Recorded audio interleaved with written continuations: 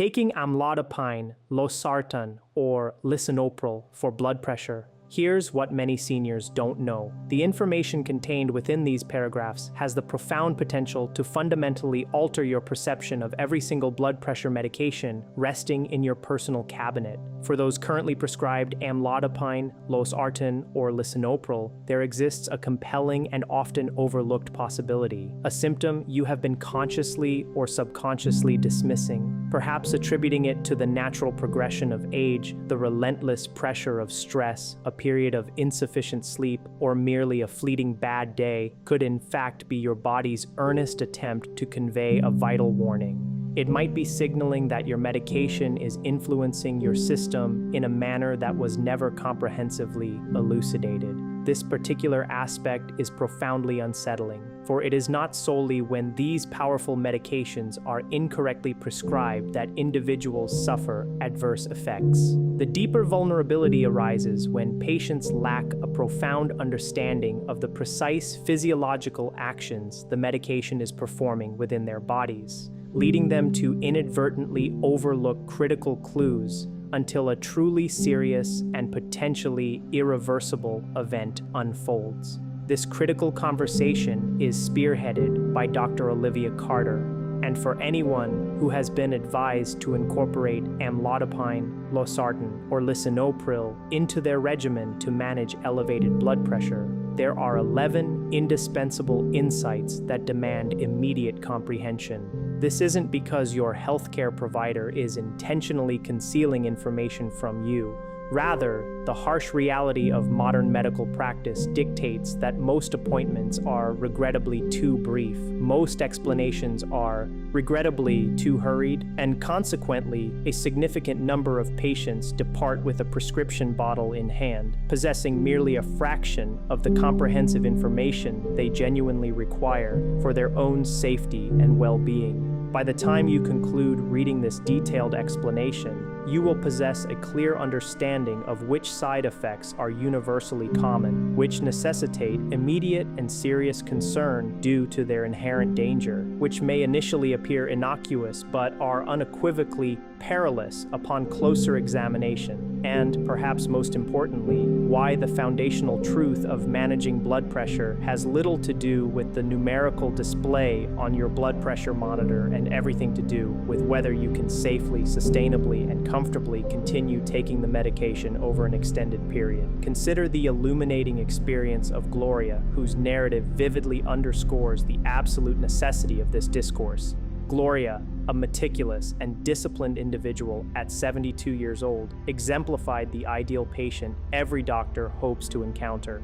She adhered strictly to her prescribed medication regimen, diligently attended all her scheduled follow-up appointments, and never once deviated by skipping a dose. Her blood pressure readings showed remarkable improvement, presenting an outwardly perfect picture on her medical charts. However, a mere 3 months into her treatment, Gloria found herself confiding in my office, describing a distressing situation. Her once comfortable shoes no longer fit, her ankles appeared noticeably puffy every evening, and she experienced an unsettling sensation of heaviness by bedtime. Initially, she theorized that she might simply be gaining weight, while her concerned daughter entertained the more serious possibility of a cardiac issue. Gloria was understandably distraught and filled with trepidation. What had not been thoroughly explained to her was that the very medication effectively managing her blood pressure was simultaneously inducing a highly specific side effect, one that frequently misleads individuals into believing an entirely different and often more alarming medical condition is at play. This brings us to a fundamental distinction that healthcare professionals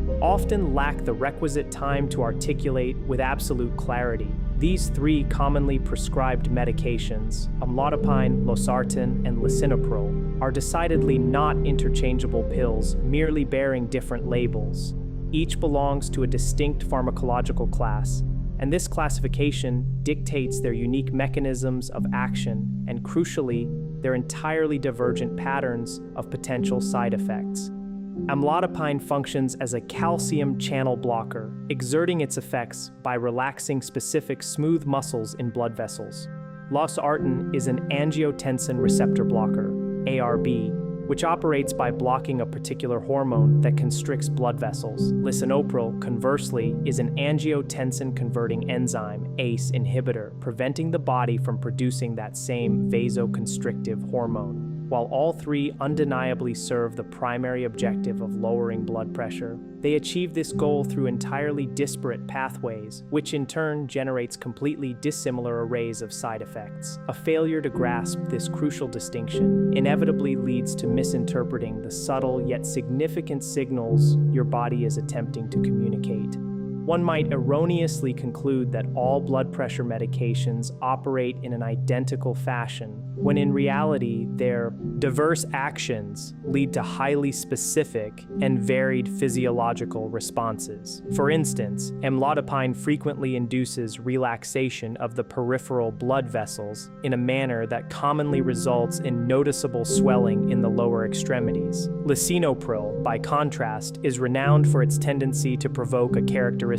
dry, persistent cough. Losartan is often selected as an alternative for patients who cannot tolerate the cough associated with ACE inhibitors like lisinopril, highlighting its different side effect profile, though it brings its own set of monitoring requirements, particularly regarding potassium. The overarching goal remains the same across these medications, but the divergent pathways they employ lead to distinct clues for patients and clinicians alike. This difference holds more significance than many realize. If one begins to experience a persistent cough while taking lisinopril and mistakenly assumes that all blood pressure medications will produce the same symptom, they might prematurely and dangerously discontinue treatment altogether. Similarly, if swelling develops while on amlodipine and is incorrectly attributed to heart failure, unnecessary panic and distress can ensue. Conversely, if a patient feels perfectly fine while taking losartan and consequently assumes there is no need for vigilant monitoring, they might tragically miss the silent development of a dangerous potassium imbalance in the background, which can have severe cardiac implications. The initial, yet profoundly powerful, hidden truth is elegantly simple. The name displayed on your medication bottle unequivocally identifies its pharmacological class, and understanding that class in turn reveals the predictable pattern of potential effects and side effects. Once this pattern is understood, you cease to be surprised by your body's responses, and this newfound predictability empowers you to make more informed, timely, and ultimately superior decisions regarding your health. This proactive understanding can critically prevent a manageable medication side effect from escalating into a full-blown medical emergency. The experience that Gloria was unknowingly enduring directly relates to the 10th critical insight. Amlodipine, by its very nature, can indeed cause noticeable swelling in the ankles and lower legs. This particular form of swelling stands as one of the most frequently misunderstood side effects across the entire spectrum of blood pressure medications. Patients often mistakenly believe it signifies an excessive intake of dietary salt, or they may attribute it to fluid retention stemming from compromised kidney function, or even wrongly conclude that reduced physical activity is leading to weight gain.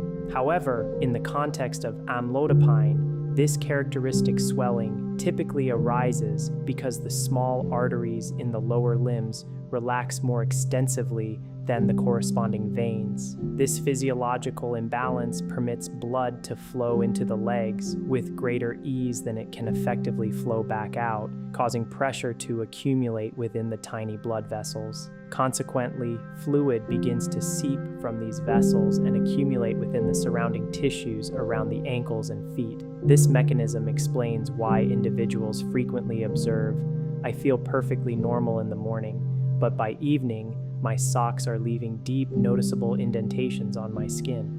Arthur, a 76-year-old gentleman, provides another poignant example. Every afternoon, he observed that his ankles appeared significantly larger than they had in the morning. He simply dismissed it as an inevitable aspect of the aging process. He then began elevating his legs while sleeping, noticing a temporary improvement in the swelling overnight, only for it to predictably reappear later in the day. Crucially, he never established a connection between this recurring swelling and the amlodipine medication he had commenced just 6 weeks prior. What rendered this situation particularly perilous was not solely the swelling itself, which, while uncomfortable, is generally not immediately life-threatening. The true danger lay in the pervasive silence surrounding it. Arthur, reluctant to bother his doctor, continued taking his medication, enduring escalating discomfort, and eventually resorted to skipping doses on days he planned to socialize, driven by embarrassment over the appearance of his legs. This is a classic example of how a readily manageable side effect can tragically spiral into uncontrolled blood pressure, negating the very purpose of the treatment. While the presence of swelling does not automatically signify that the drug is permanently unsuitable, it absolutely mandates an immediate and open conversation with a healthcare provider. Another common manifestation, often brushed off for far too long, forms the ninth crucial understanding. Lisinopril is notoriously associated with causing a dry, persistent, and irritating cough. What doctors frequently fail to emphasize with sufficient clarity is that the onset of this cough is not always immediate. In some instances, it may manifest within a few days, in others, after a couple of weeks, and in a significant number of cases, it only emerges months after initiating the medication. This delayed presentation is precisely why individuals often miss the critical connection. They might mistakenly attribute the cough to seasonal allergies, the accumulation of dust within their home environment, symptoms of acid reflux, a lingering viral cold, or simply the dry air characteristic of winter. The lisinopril-induced cough typically presents as a scratchy, highly irritating, and stubbornly persistent sensation, not generally characterized by wetness, productivity, or dramatic intensity, but rather by its relentless nature. Because it frequently worsens during nighttime hours, patients often mistakenly conclude that their lungs are the root of the problem, when in fact the real culprit is the medication quietly residing in their pill organizer each morning. Helen, a 69-year-old, learned this truth the hard way. 4 months after beginning lisinopril, she developed an inexplicable tickle in her throat that steadfastly refused to subside. This was soon followed by disruptive nighttime coughing fits. Her sleep quality plummeted, her energy levels dropped precipitously, and she began waking up feeling utterly exhausted, attributing her decline to the aging process or a resurgence of her reflux condition. She invested in various cough lozenges, switched laundry detergents, and even replaced the air filter in her home, all to no avail. When questioned about the temporal relationship between the onset of her cough and the commencement of her medication, she appeared genuinely stunned. She had never been informed that the lisinopril cough could present with such a significant delay. Once the connection was explained, the pieces of her perplexing health puzzle immediately clicked into place. This information is vital because many patients quietly endure this relentless cough for months on end, and a considerable number eventually discontinue the medication independently, without informing their healthcare provider, a dangerous practice that is precisely what we aim to prevent. However, there is an even more critically important distinction hidden within this discussion, one that demands your absolute and unequivocal attention. A dry cough experienced while taking lisinopril is, in the vast majority of cases, distinctly different from a dangerous, life-threatening allergic emergency. The symptom that should instigate immediate and profound terror is any swelling of the lips, tongue, face, or throat, particularly if it is accompanied by increasing difficulty in breathing or swallowing. This is emphatically not a situation warranting a wait-and-see approach, nor is it a matter to be deferred until calling the office on Monday. This is an urgent, life-threatening emergency demanding immediate access to emergency medical care. ACE inhibitors, such as lisinopril, can, in extremely rare instances, trigger a severe allergic reaction known as angioedema, which can become life-threatening with alarming rapidity. RBs, like Losartan, can very rarely be associated with similar swelling, but the classic and most significant concern for this severe reaction remains with ACE inhibitors. Therefore, when you hear discussions of a cough, understand it as a bothersome but typically non-life-threatening side effect. But when you hear any mention of tongue or throat swelling, that is the definitive moment to act with extreme swiftness. The eighth revelation represents one of the most insidious dangers discussed, primarily because it often lurks in plain sight, even within the aisles of your local grocery store. For anyone currently taking Losartan or Lisinopril, the careful management of potassium levels is paramount. Most individuals who encounter this directive might instinctively think, "I don't take potassium pills, so I am inherently safe." This assumption, however, is not necessarily accurate because potassium is not exclusively found in supplement bottles. It frequently appears in various food products and over-the-counter remedies that people consume without a second thought.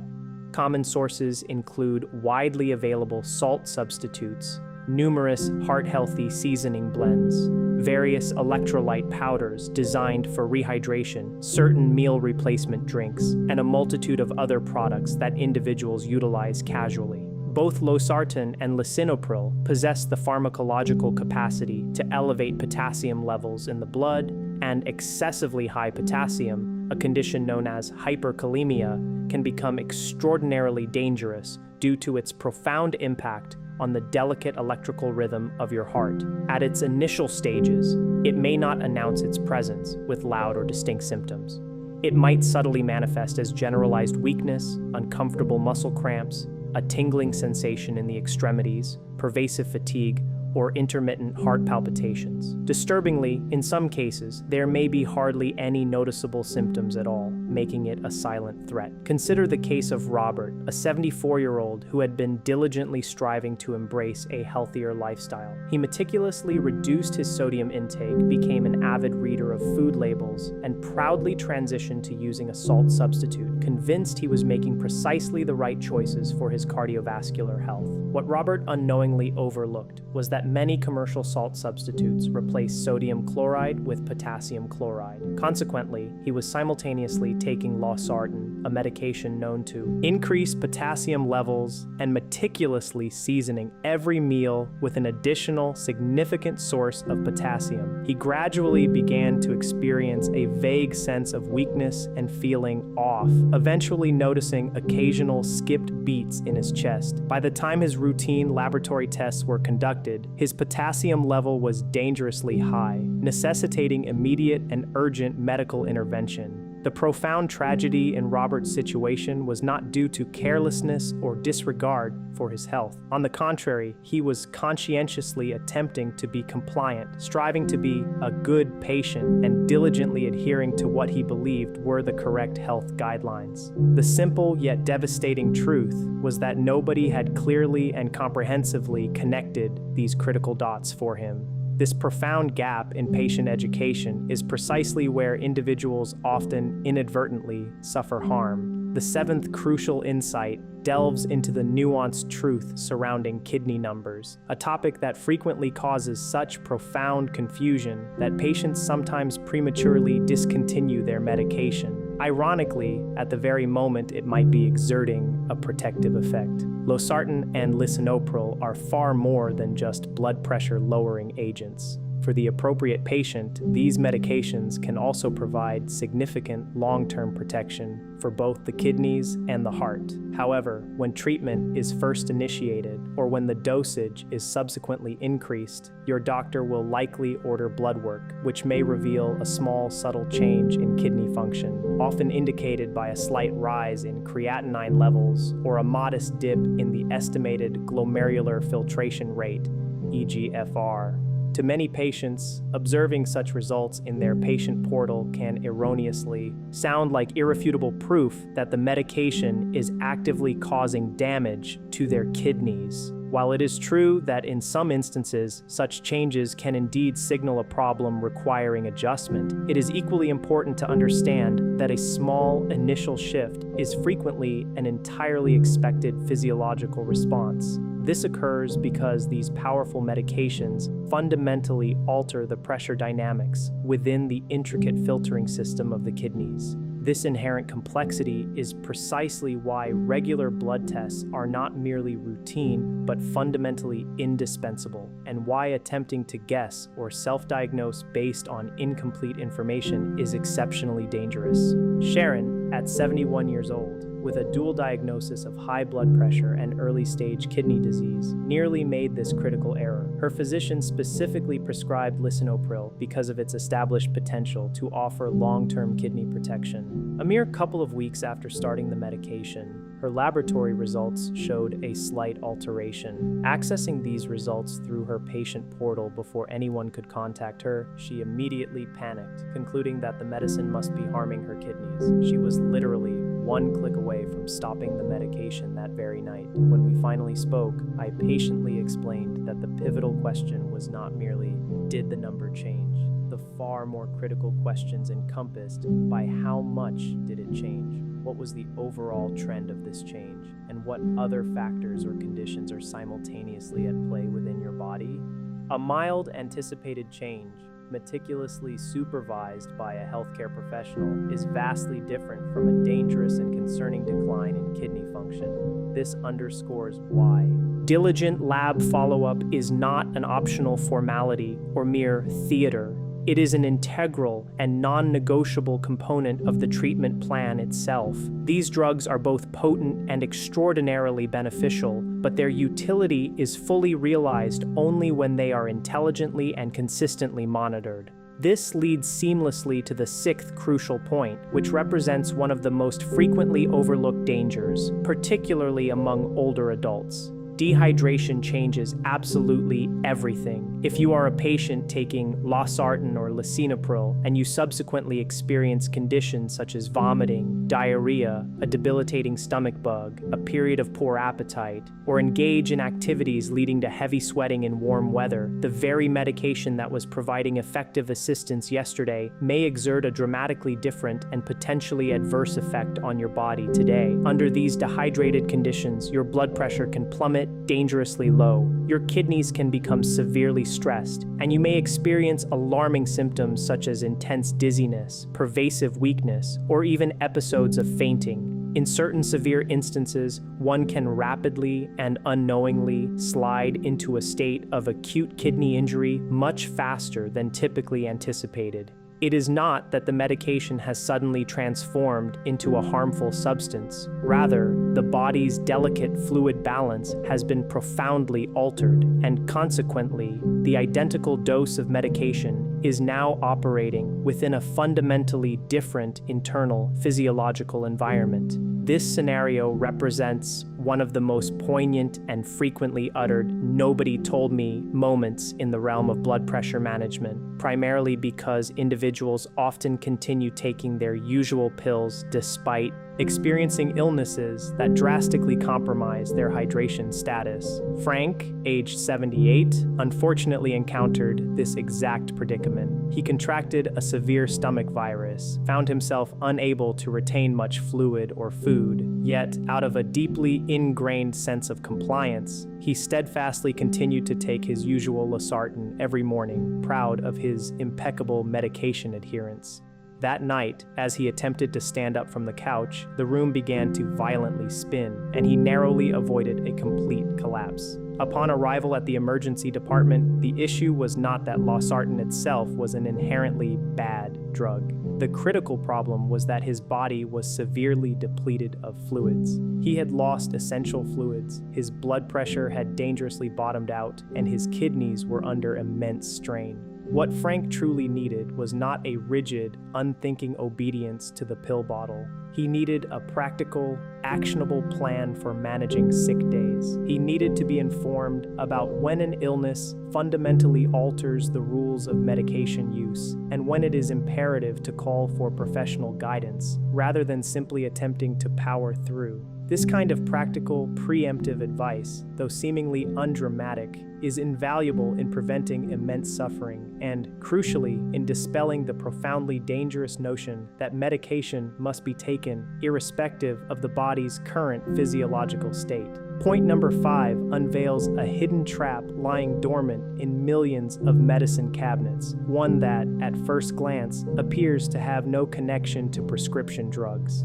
This trap involves the seemingly innocuous use of over-the-counter pain relievers, such as ibuprofen or naproxen, the kind often taken casually, just for my back, just for my knee, or just for the weekend gardening pain. If you are taking Lisinopril or Losartan, particularly if you are also prescribed a diuretic or water pill, the regular and consistent use of certain anti-inflammatory pain medications, specifically non-steroidal anti-inflammatory drugs, NSAIDs, can combine to create a perfect storm, dangerously impacting the kidneys. This interaction frequently shocks patients because each component appears entirely ordinary and harmless on its own. A blood pressure pill, a commonly used pain reliever, and perhaps a diuretic. Individually, none of these sound dangerous. However, when taken together, especially in a vulnerable situation like dehydration, this combination can significantly reduce blood flow to the kidneys and dramatically increase the risk of acute kidney injury. A significant issue is that most patients do not proactively inform their doctor about their use of over-the-counter pain medication because they simply do not categorize it as medicine,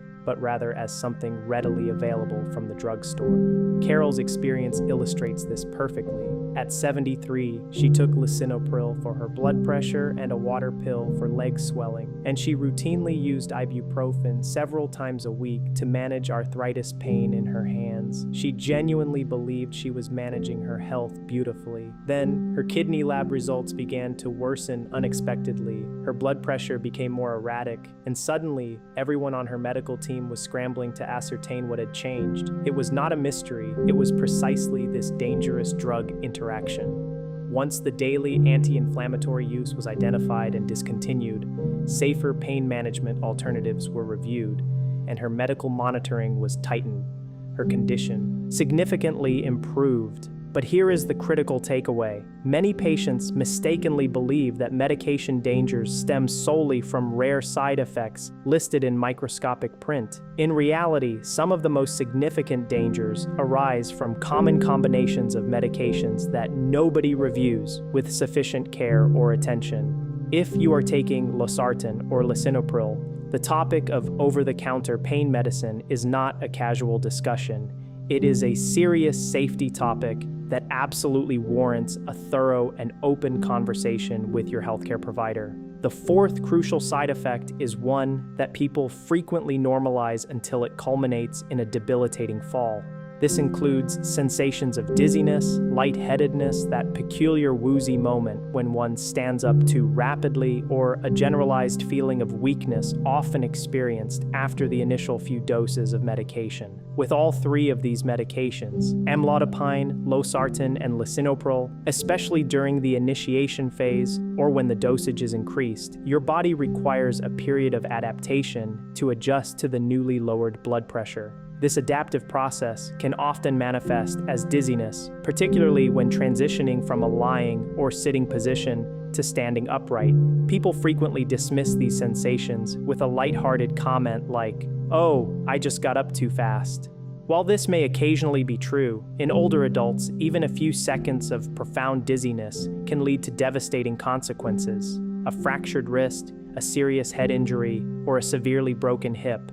And here's what many individuals fail to fully comprehend. Sometimes dizziness is not merely a benign side effect, but a clear indication that the medication is performing its job a little too aggressively for your current physiological state, your current hydration level, or your current combination of other medications. Joseph, an 80-year-old man, prided himself on his fierce independence. He lived alone, moved with deliberate care, and detested the thought of asking for assistance. 2 days after his amlodipine dose was increased, he stood up in his bathroom in the middle of the night and suddenly felt the entire world violently tilt.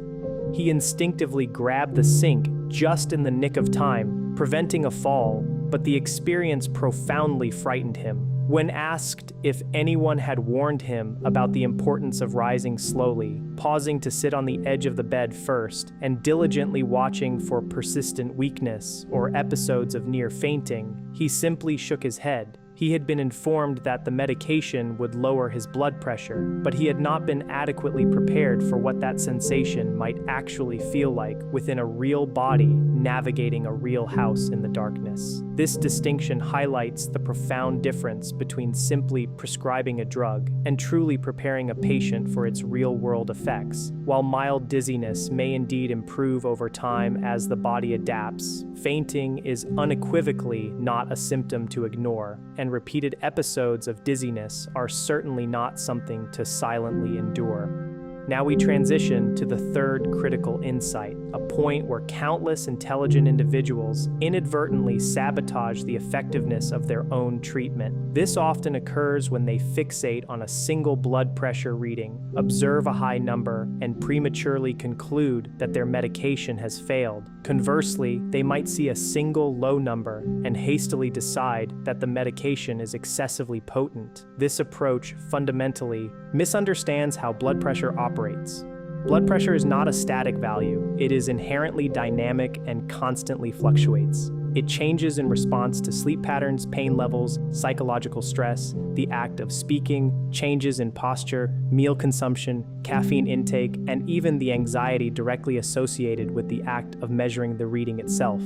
A solitary number is not a definitive verdict. It is merely a snapshot in time. What truly matters is the discernible pattern over time, the consistency of readings, and the ongoing narrative your body communicates to you, rather than the isolated alarm generated by one startled glance at the monitor on a Tuesday morning after a restless night's sleep and a rushed trip to the bathroom. Medications such as Amlodipine, Losartan, and Lisinopril should be evaluated based on long-term trends and observed patterns, not on moments of panic.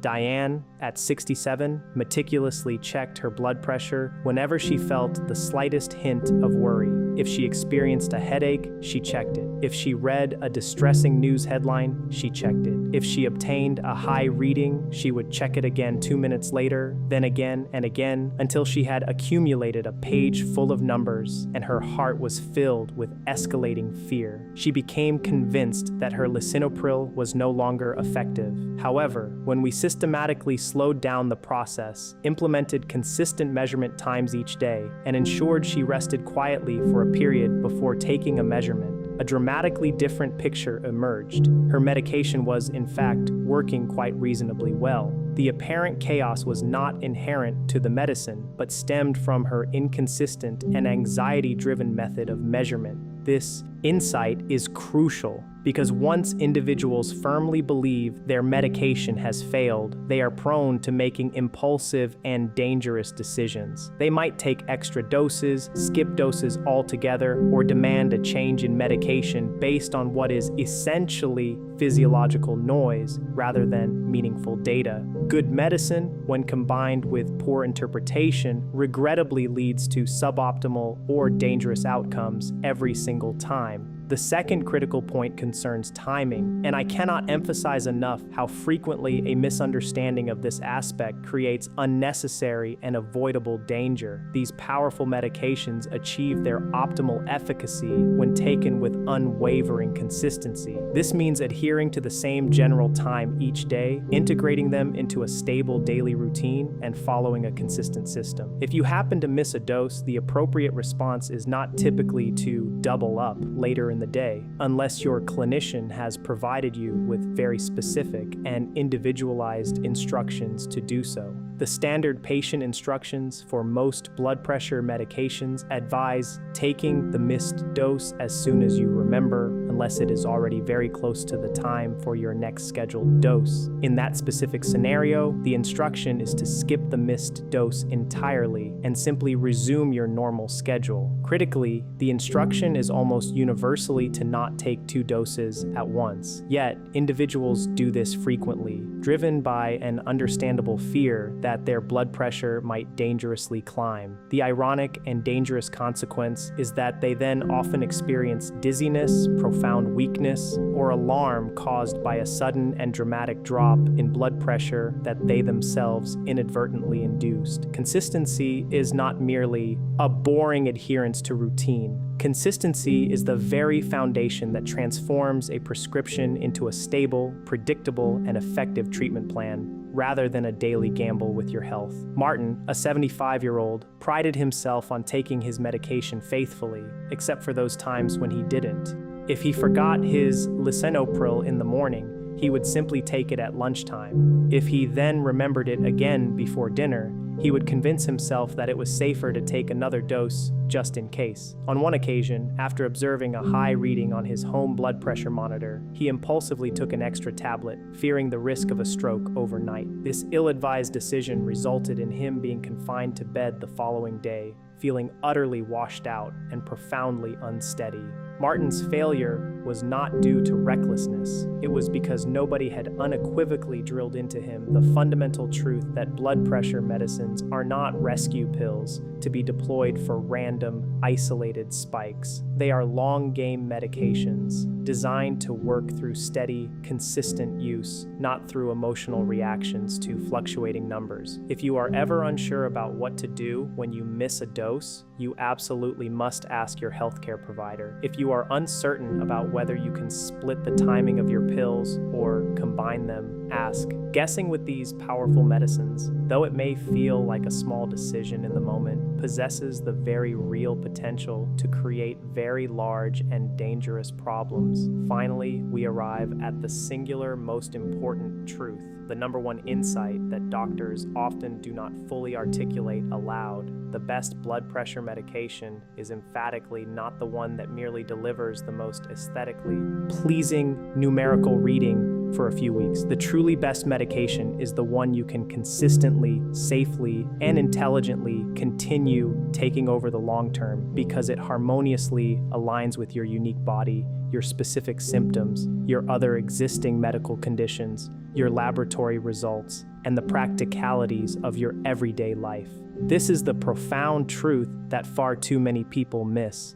A blood pressure medication can appear phenomenally successful on paper, exhibiting excellent numerical control while simultaneously failing catastrophically in the real world. This failure occurs because you intensely dislike how it makes you feel. You do not adequately understand its critical warning signs, or you have quietly, out of frustration or fear, begun to avoid taking it altogether. Amlodipine, for instance, may work beautifully for one individual, providing excellent blood pressure control with no adverse effects. Yet for another, it might cause truly miserable and debilitating swelling. Lisinopril might diligently protect the kidneys and maintain blood pressure wonderfully, but the incessant dry cough it produces can utterly ruin an individual's sleep quality and overall well-being. Losartan may indeed present a valuable alternative for some, but it still absolutely demands rigorous respect for potassium levels, kidney function, and hydration status. Let us conclude with the comprehensive story of Teresa, for her experience beautifully encapsulates all the preceding insights. Teresa, a 70-year-old patient, consistently exhibited excellent blood pressure numbers while on Lisinopril. Any doctor casually reviewing her chart would undoubtedly have been pleased. However, Teresa was silently enduring a nightly cough, sleeping terribly as a result, and beginning to deeply dread the act of taking her pill. She chose not to disclose her suffering to anyone because she erroneously assumed the inevitable response would be, "Well, you need it, so just learn to live with it." This dangerous assumption is precisely where patients often disappear from effective care. First, they develop a profound resentment towards the medication. Then they begin to forget to take it, often purposefully. Eventually, they discontinue it entirely. Subsequently, their blood pressure predictably rises again, and everyone involved acts surprised by the unexpected decline. Teresa did not need a lecture on compliance. She desperately needed a medication plan that genuinely suited her actual body and lifestyle. Once her persistent cough was identified as highly likely medication-related, her clinician was able to reassess her treatment plan and make a crucial adjustment, finding a more suitable alternative. This represents genuinely good patient-centered care. It is not about pushing through at all costs or suffering silently because the number looks nice. Real, empathetic care signifies that the individual patient matters just as profoundly as the pressure reading. This is the unequivocal message that doctors won't always communicate with sufficient clarity. Side effects are not a manifestation of personal weakness or a sign of being a bad patient. They are quite simply valuable data. Swelling in the ankles is data. A persistent cough is data. Episodes of dizziness are data. Unexplained weakness following dehydration is data. A strange pounding heartbeat, persistent lightheadedness, worsening fatigue, or muscle cramps indicating potassium imbalances. These are all crucial pieces of information that your body is attempting to provide. Your role is not to diagnose yourself. Your job is to meticulously notice the patterns in your symptoms and diligently report them to your healthcare provider. Far too many people mistakenly believe that being a good patient means never complaining or silently enduring discomfort. This is absolutely incorrect. A good patient is attentive and observant. A good patient speaks up early and clearly. A good patient does not wait until their throat is dangerously swelling, their kidneys are severely struggling, or their blood pressure is spiraling out of control because they quietly stopped their medication 3 weeks ago without informing anyone. In this context, silence is emphatically not a sign of strength. Silence is an immense risk, and risk, unchecked, thrives in the dark of ignorance. Therefore, let me provide you with a practical and actionable framework that I want you to internalize and remember every single time you take Amlodipine, Losartan, or Lisinopril. If your medication is Amlodipine, diligently watch for any swelling in your ankles, episodes of facial flushing, persistent headaches, feelings of dizziness, and that characteristic heavy leg sensation that often develops by evening. If you are taking Lisinopril, pay close attention to the development of a persistent dry cough, any experiences of dizziness, and most critically, any swelling whatsoever of the lips, tongue, or throat. If your prescription is Losartan, remain vigilant for dizziness, general weakness, any illness-related dehydration, and signs that your potassium levels might be drifting too high, which can include symptoms such as muscle weakness, cramping, sensations of pins and needles, or an irregular heartbeat. With both Losartan and Lisinopril, rigorous and consistent blood tests are absolutely essential. With all three medications, unwavering consistency in taking them is paramount.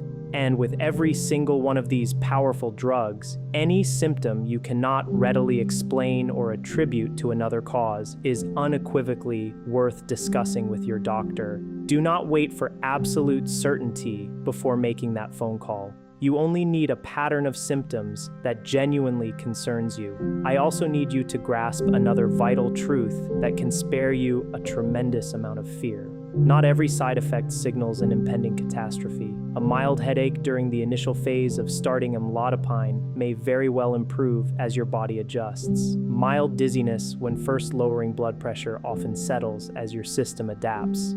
A dry cough experienced on Lisinopril, while undoubtedly bothersome, can exist without being inherently dangerous. However, it is equally important to understand that not every side effect should be endured indefinitely. There is a crucial difference between a symptom that may improve in a few days and a symptom that is actively stealing your quality of life.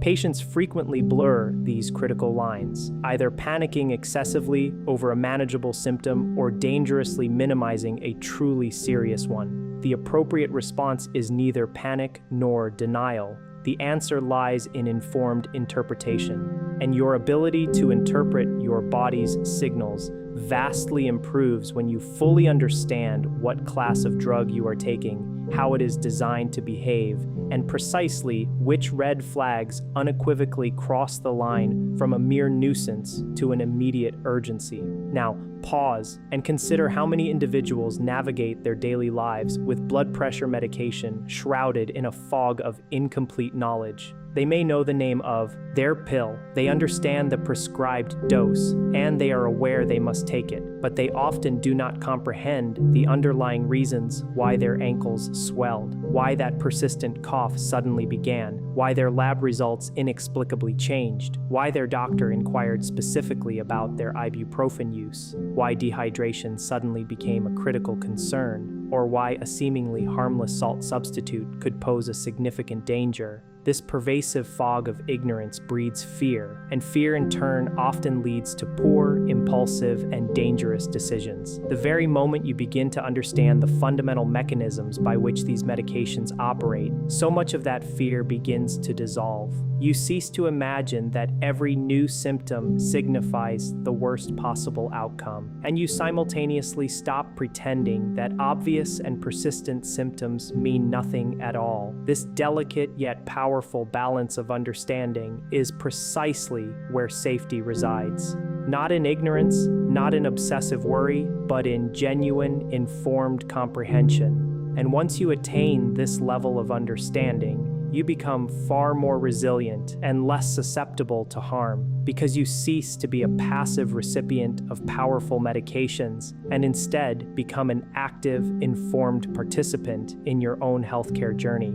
If this comprehensive explanation has provided you with valuable insight, please consider sharing it with someone you know who is taking blood pressure medication, as there is a very high probability that they too desperately need this crucial information. And as always, I will continue to be here in subsequent discussions, dedicated to helping you understand the vital health truths that truly matter, long before they escalate into the emergencies you never saw coming. This fundamental commitment is precisely why this channel exists.